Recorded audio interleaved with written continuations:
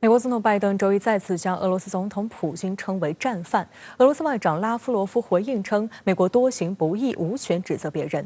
与此同时，欧洲多国驱逐大批俄外交官，欧盟与美国计划对俄采取进一步制裁措施。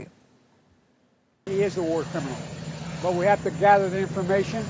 We have to continue to provide Ukraine with the weapons they need to continue the fight. 这并非拜登第一次称呼普京为战犯。3月16日，拜登首次以“战犯”一词形容普京，这是俄乌冲突以来谴责普京最激烈的措辞。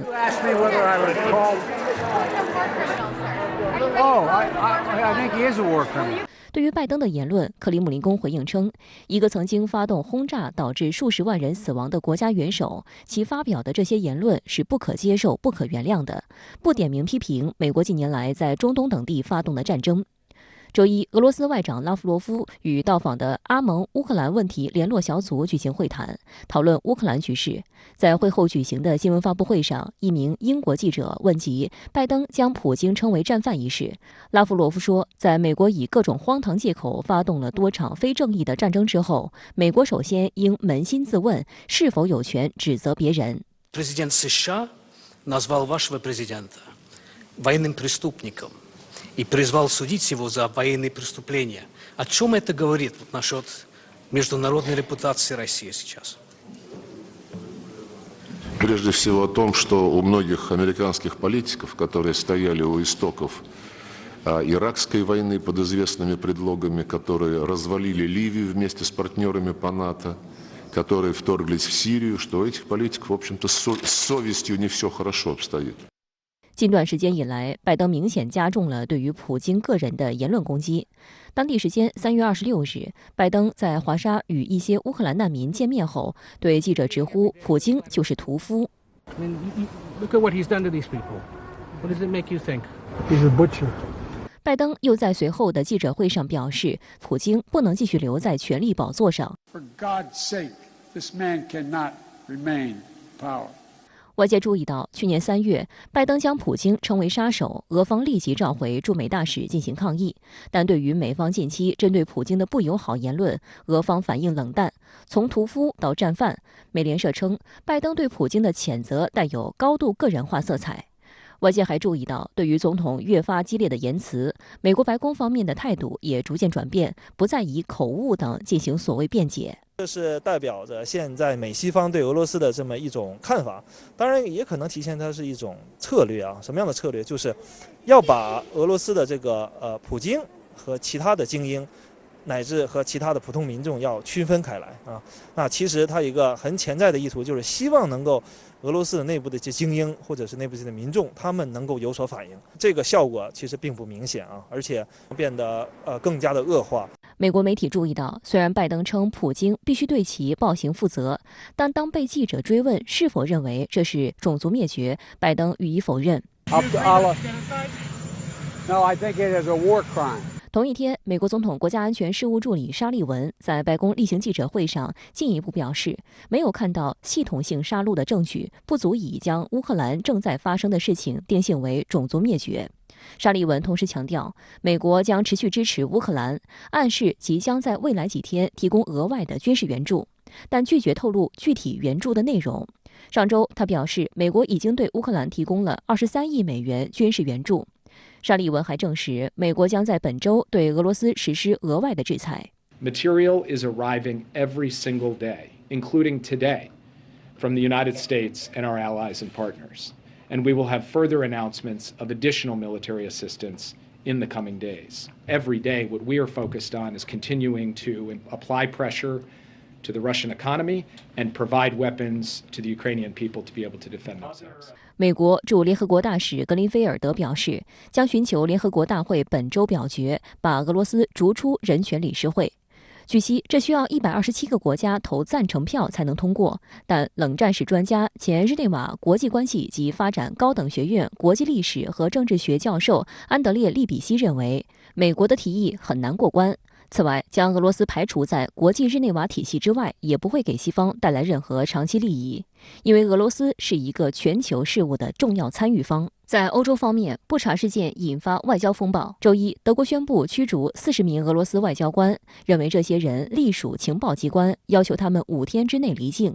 同时，法国也驱逐35名俄罗斯外交官。据不完全统计，近期比利时、荷兰、爱尔兰、捷克等国相继驱逐了大批俄外交官。东欧一些国家采取了更为激烈的外交对抗措施。立陶宛外交部长兰斯贝尔吉斯周一宣布降级与俄罗斯的外交关系，召回立陶宛驻俄大使，并驱逐俄驻立陶宛大使。拉脱维亚也宣布与俄外交关系降级，对此俄方表明会采取同等反制措施回应。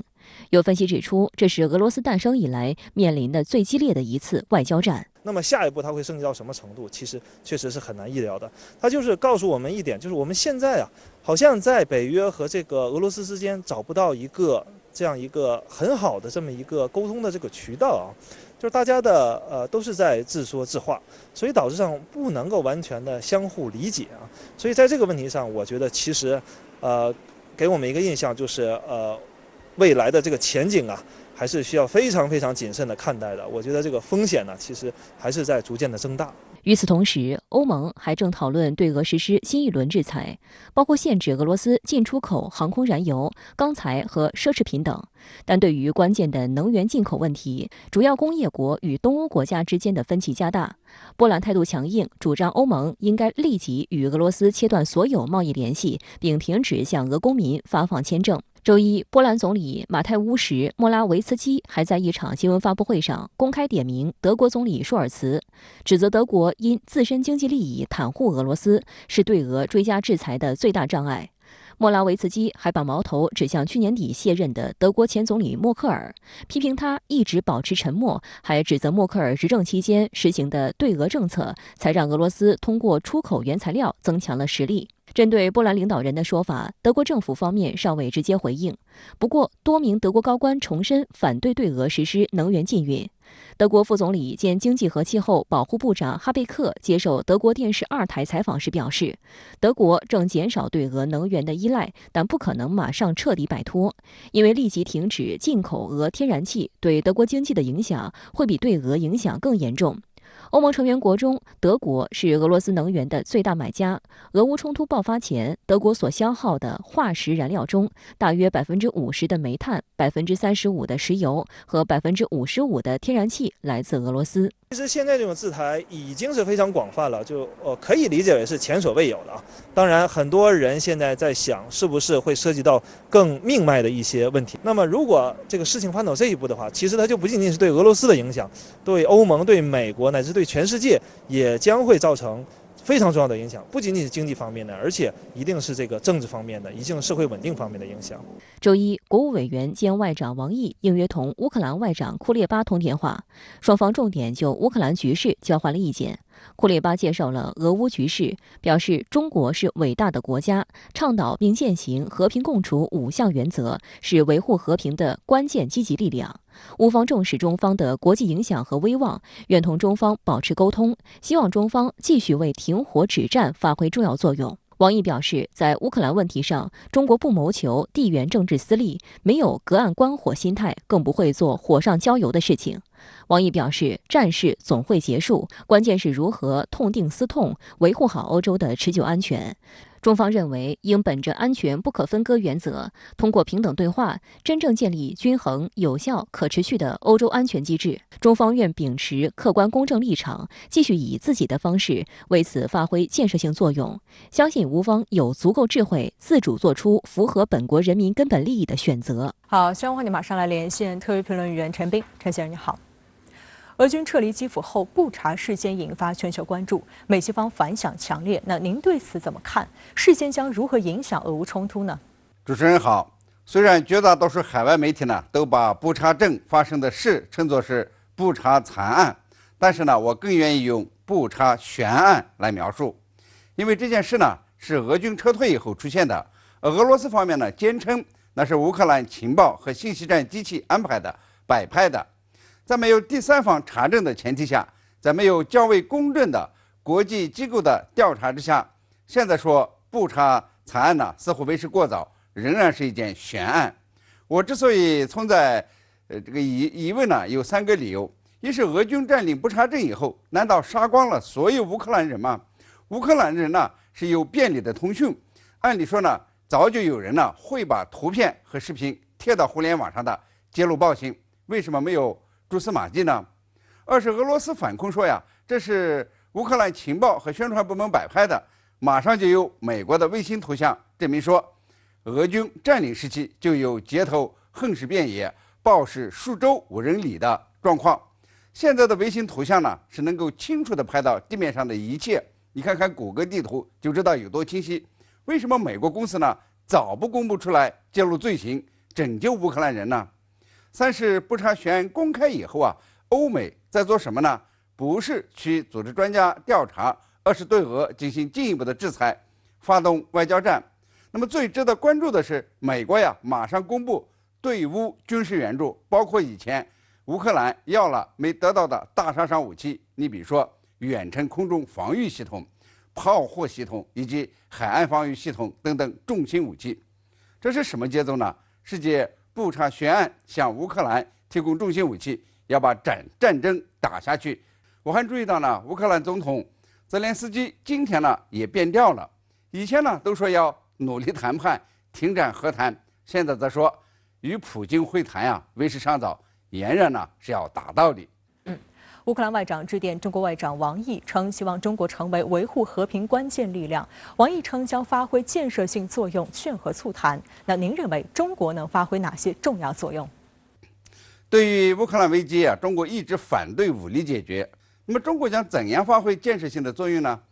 中国对俄乌交战双方，对喊打喊杀的欧美都没有选边站，而是静观其变，理性应对。所以呢，要是中国出面推动这个和谈进程，各方都能够接受。欧盟、俄罗斯、乌克兰呢，已经向中国发出召唤了。那么接下来，美国估计呢也会出面呼吁中国发挥大国作用。当各方呢都打累了、耗不气了，那么停战和谈的时机呢也就到了。中国呢是一定会做外交斡旋的。我估计呢，中国已经在做这方面的工作了，而且呢是在认真的做，因为呢，中国与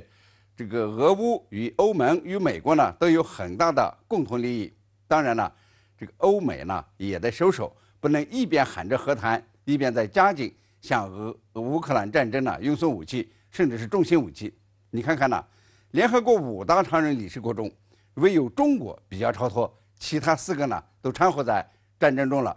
所以啊，中国必将成为这个俄乌和谈的主宾之一。好，谢谢陈斌先生在线和我们分享您的观点，谢谢。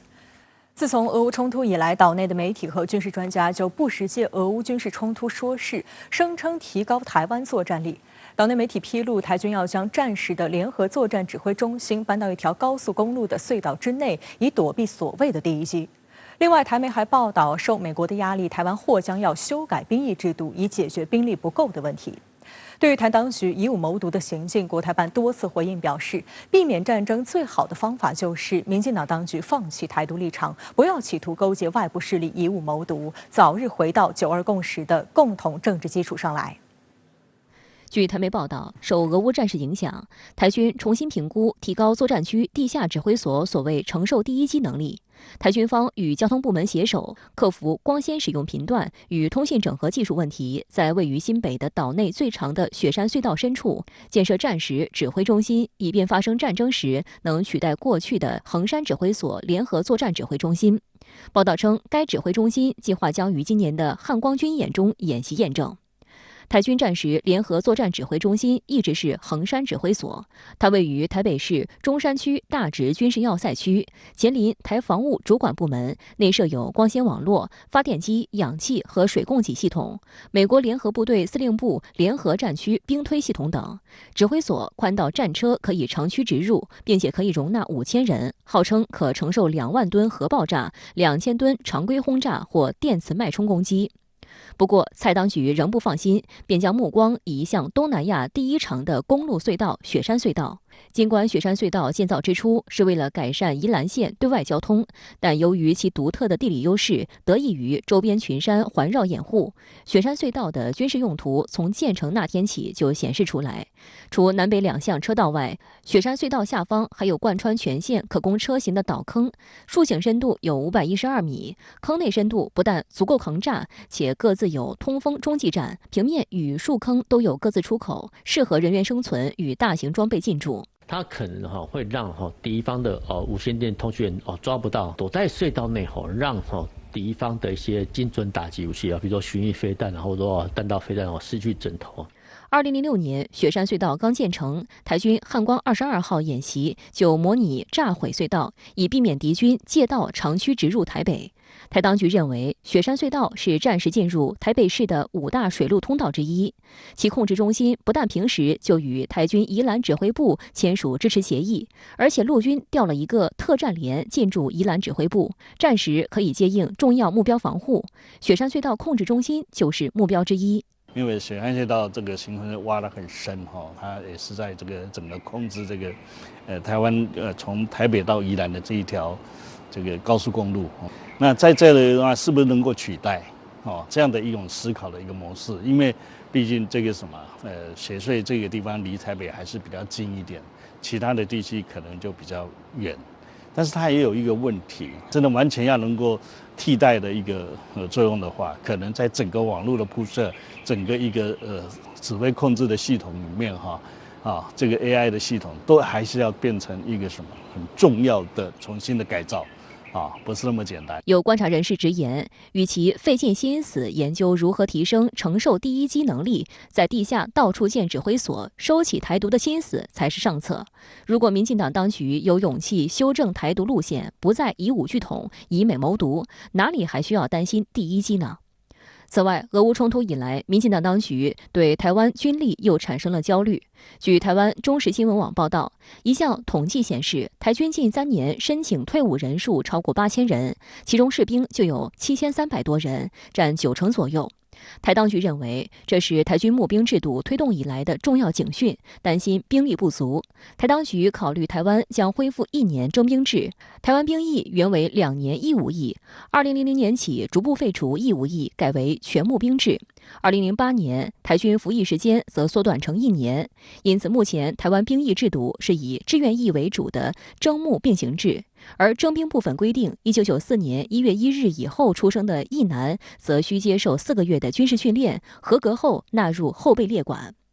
台媒报道称，台当局是在美国的施压下做恢复1年征兵制规划。报道称，美国对台湾的兵役制度有意见，认为取消义务役后，台湾兵力不足，4个月的军事训练役期太短。对此，有网友嘲讽，原来是因为美国施压，美国人不是要你的钱，就是要你去死。台湾是美国对付大陆重要的棋子，更好的避免战争的方法就是离美国远一点。这会变成一个一个很尴尬的一个场面今年要选举，今年是选举年，如果今年搞这个延长的话，那手头族的这些可能就投反对票了。这对民进党来讲，它也是一个冒险的一个做法。但问题是什么？美国有给予压力，那现在呢？因为有这个压力，所以各方都在放话。针对台当局种种台独行径，大陆国台办多次警告台当局，避免战争最好的办法就是民进党当局放弃台独立场，不要企图勾结外部势力以武谋独，要回到9·2共识的共同政治基础上来，让两岸关系得到改善和发展，不要为了谋独而把台湾民众推向危险境地。好，相关话题马上来连线时事评论员曹卫东。曹先生你好，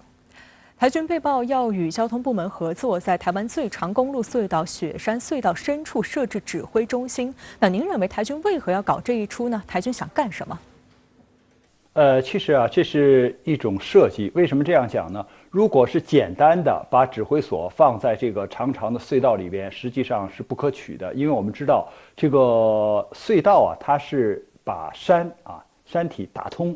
里边有一条通道，但是它2个出口就进出口那它是由公路相连的，也就是说，一旦发生军事冲突的时候，人家把这个洞口一封，2个洞口一打掉，那你这个里边的指挥所可就成了瓮中之鳖了，进不去出不来所以如果简单的这样修指挥所是不行的。但是如果说这2个口既可以进还可以出，同时呢这个指挥所修在里边就它不在隧道的这个通道上，而在侧面。而且他还打出第3条口或者第4条口，也就是专门供他指挥所的人员进出，指挥所的车辆进出。比如说他通过盘山公路，然后呢进入指挥所。那么他既可以通过隧道平常来进行这种运输，或者是这个物资的运送。那么同时呢，它又可以利用这个山体的其他部分，因为它这个山体很大可以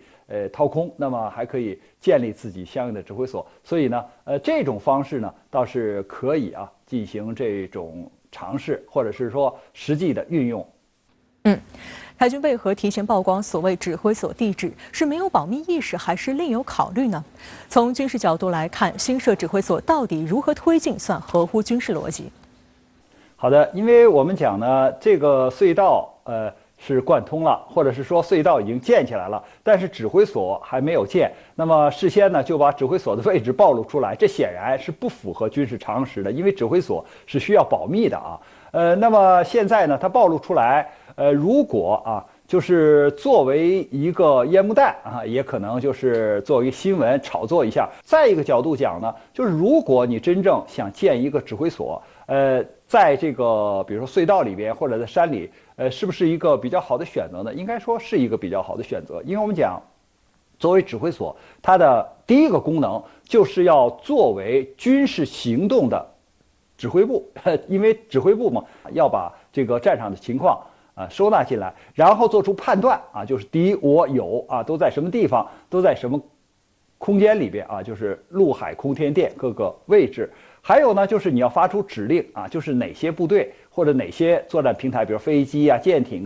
应该怎样的部署，执行什么样的任务，你要发出去信息。所以它一旦在战时的时候，大量的这些信息收集和传送是最重要的。那这个指挥所必须要具备这样的这个条件那比如说你这个如果不能够及时的收发信息，那你这个不具备建立指挥所的位置。第二点，指挥所一旦建立起来之后，它是这个交战双方都要打掉的重要的目标，就是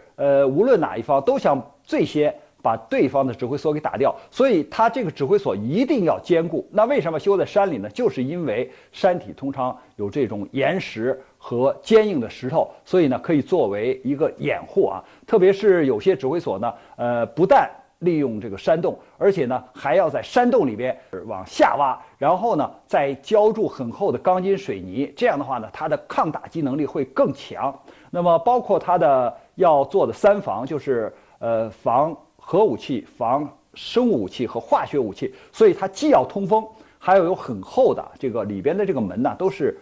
钢铁做的就是很厚，防止很大的这个冲击力和爆破力第3点呢，就是它必须要保密因为如果人家确定了你的指挥所的具体的位置，那人家不断的狂轰滥炸，那总是对你的这个指挥所是破坏的这个就是有这个毁伤力的。况且你交换不但是信息交换，你还有人员的这种交换进进出出等等，所以这个是比较重要的。当然指挥所它里边这些人不是1天2天待在里边的，而是要长期待在里边，所以你的这些后勤保障，比如说水源电源还有这些食品呢，都要能够及时的保障。好，谢谢曹卫东先生在线和我们分享您的观点，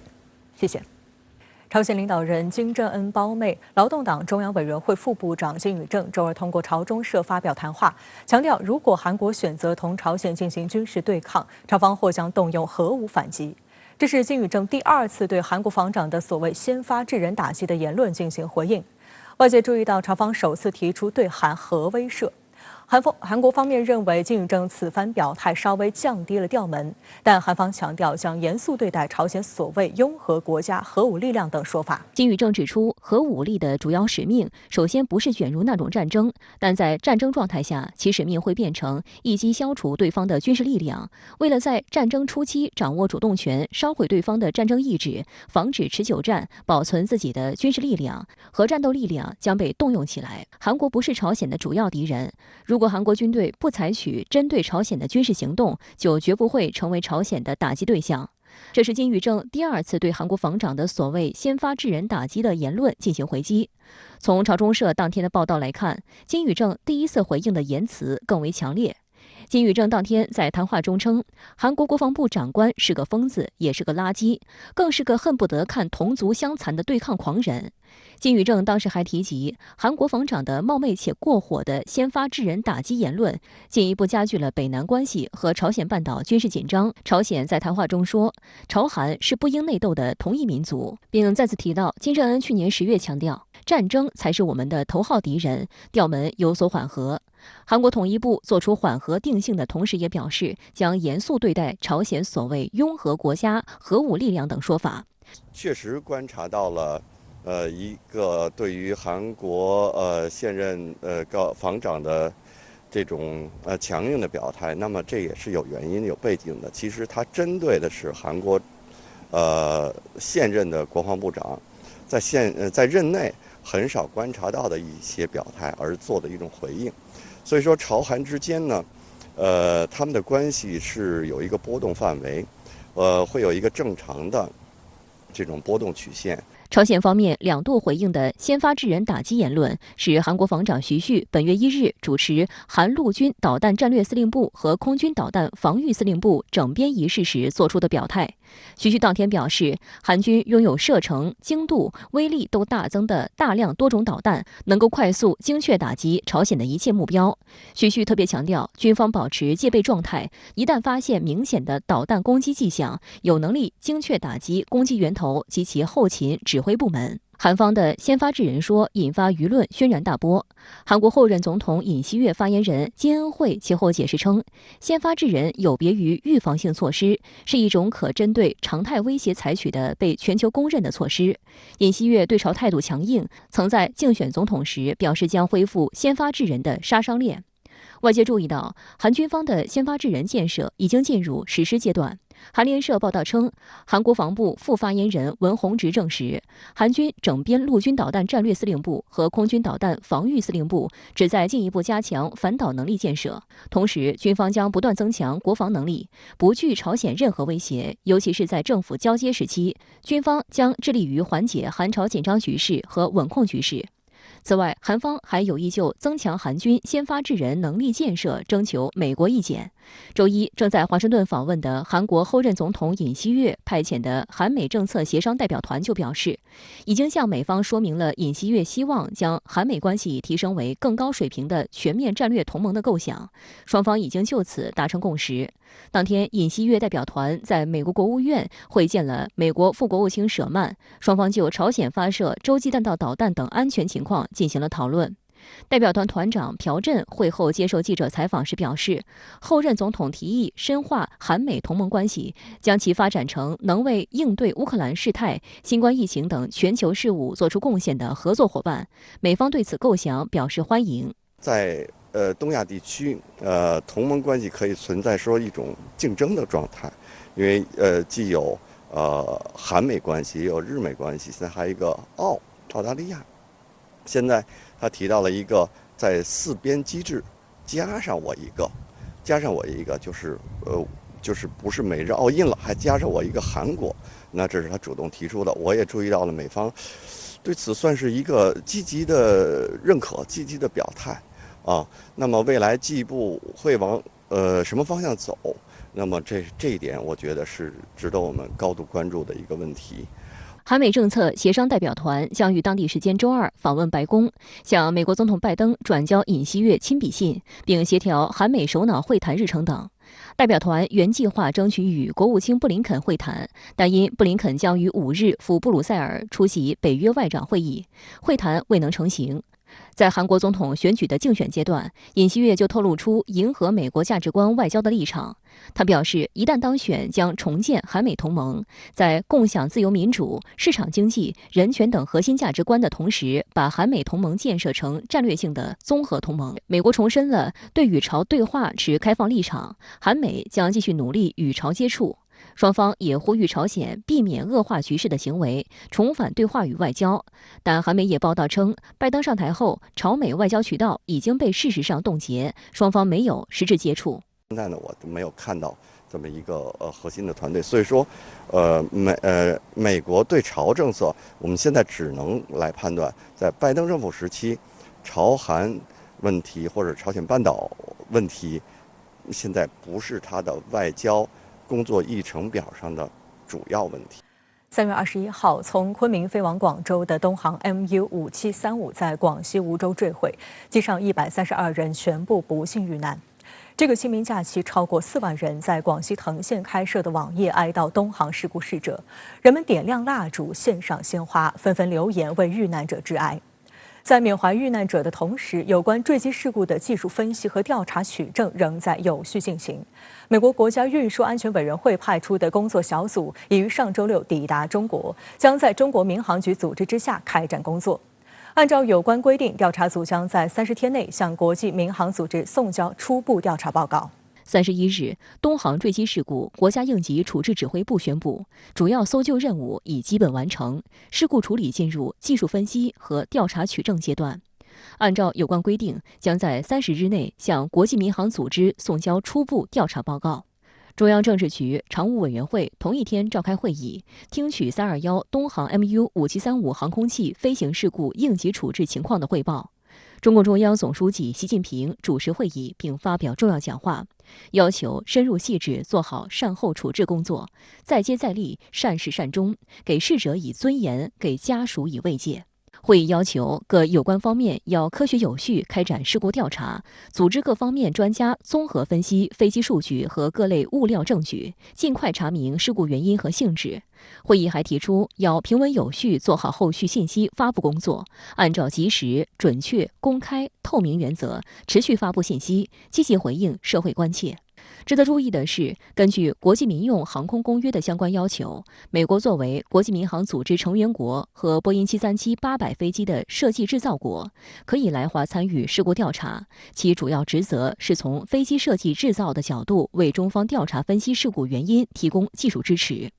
上周六，美国国家运输安全委员会派出的工作小组抵达中国，参与事故调查。该工作小组由授权代表及技术顾问一行7人组成，在中国民航局组织之下开展工作。美国国家运输安全委员会是一个独立的美国联邦机构，负责调查和确定每起美国民用航空事故的可能原因，也负责调查公路、铁路、海运等其他交通方式的重大事故。由于美国是全球民用航空器的主要制造国之一，美国国家运输安全委员会也参与了大量国际飞行事故调查，包括2014年的马航 MH370 事件。针对此次协助调查东航飞行事故，美国国家运输安全委员会通过社交媒体称，调查人员将遵循北京冬奥会关于新冠疫情防控的安排，限制与未参与调查人员的互动。这意味着调查人员抵达后可立即开始工作，无需隔离。而据美国国家运输安全委员会驻华盛顿特区实验室发言人称，失事飞机的一部黑匣子正在该实验室译码。一位知情人士称，第2个黑匣子也送到了美国。有军事专家指出，美国国家运输安全委员会调查人员的参与，可以使得调查更加全面，也体现出调查公开公允的原则。另外，根据相关规定，事故及事故调查进展情况信息应当由组织调查的国家发布。任何参与事故调查的国家均不得发布事故及事故调查进展信息，除非组织事故调查的国家已经发布。中国社会科学院美国所学者张国庆在接受深圳卫视记者采访时表示，在中美关系持续紧张的背景下，中美合作调查东航 MU5735客机失事原因，共同为一个目标努力，说明两国相互尊重、和平共处、合作共赢才是正确的相处之道，也是中美两国应有的责任与担当。但是至少呢，使大家看到2点，就是说一个呢是，中美无论是在这个飞机空难的这个调查中，还是说在更多的国际问题的解决中，只有合作才双赢，啊，这是一个。那么第2个问题呢，就是说，这个我们中美之间需要更多的这样，加强双边信任的这么一些环节、一些动作、一些合作。这次中美的这个调查呢，其实对美方也是非常重要的，它也需要通过调查来厘清，所以说它也需要积极的跟中方进行配合，也需要得到中方的支持和谅解。好，相关话题马上连线特约评论员管瑶，管先生你好。清明时节，几万网友对东航 MU5735失事航班132位遇难乘客与机组人员自发表示哀悼。那您对此有何观察？好的，主持人，甚远追思，路人断魂，这呢是中国人的清明场景，也是中国人的家园传统。凭吊先人，缅怀逝者，珍视生命，这呢已经成为刻在中国人骨子里的精神底色。今年啊，这个清明节，对于132位遇难乘客和机组人员的家属和亲人们这样一个特殊的群体，痛感、失落和悲情来得尤其强烈，尤其迅猛。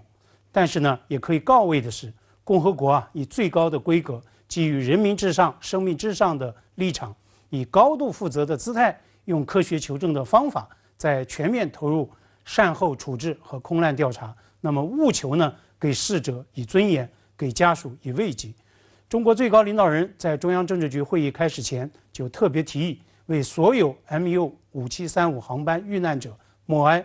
就在5天前，中央政治局常委会听取空难应急处置情况汇报，要求各有关方面要科学有序地开展事故调查，组织各方面的专家来综合分析飞机数据和各类物料证据，尽快查明事故的原因和性质，按照及时、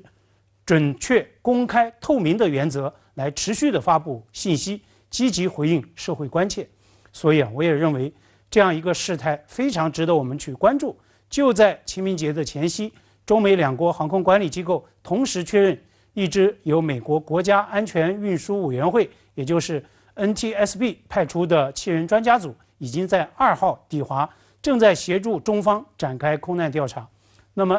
NTSB 呢就证实，失事飞机2只损毁严重的黑匣子已经送往了美国 NTSB 华盛顿的实验室，正在加紧协助译码相关数据。那么 NTSB 就特别声明，鉴于两国疫情规定，此次呢美国专家来华是遵循特例，为了便于开展工作，效法北京冬奥会的闭环模式，在华期间呢，他们会尽量避免和空难调查以外的任何中方人员接触，将会呢豁免常规国际旅行的疫情隔离安排。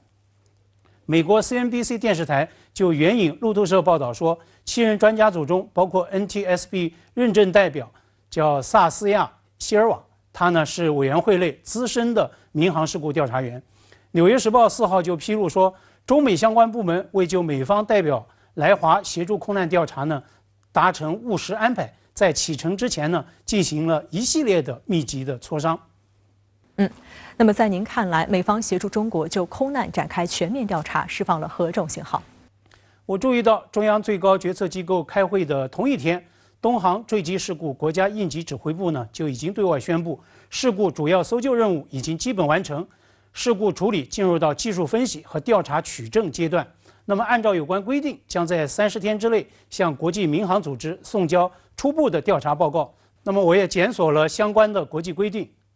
这个通称芝加哥公约的国际民用航空公约呢，中国也是缔约国。那么公约对民航空难调查列明了30天出初步结果的这样的一个时间表。目前呢，事故现场共搜获到49117件机身残骸以及其他物件，包括呢飞机引擎以及降落架等等核心部件的断片已经搜索到了。当然了，最受关注的还是黑匣子飞行记录仪。那么由于失事客机坠地产生的巨大的冲击力，那么机身残骸断片入地最深处呢接近20米，2枚寻获的黑匣子都是损毁严重。那么其中一只呢还是在消防员清理了一棵大树的根部之后，在地下2米处发现的。那么有鉴于此，《纽约时报》将这一次空难调查称之为 a formidable challenge， 所谓的巨大挑战。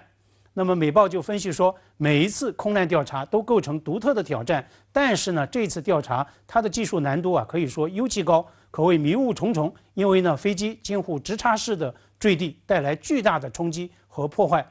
众所周知，目前呢，中美关系非常紧张，美方在涉台、涉港、涉疆等等一系列的敏感问题上，在经贸、高新技术等等诸多领域，都在持续的进行政治操弄，都在持续的对华在施压。美国 CNBC 电视台的报道就是说，尽管中美在多个议题上交锋对立，但是呢，中国的民航机构仍然决定将黑匣子证据送往华盛顿来寻求解码协助，那么充分显示事故调查的这个紧迫性。也因此呢，我也格外期待这一次美方协助中国调查空难原因，两国人员呢都能够排除政治因素和外力的干扰，基于专业精神和科学原则，携手合作，在时间压力之下，尽快查明事故成因，回应社会关切，给逝者以尊严，给家属以慰藉。这呢，也是大家在这个清明节的特别的期盼。好，谢谢管尧先生在线和我们分享您的观点，谢谢。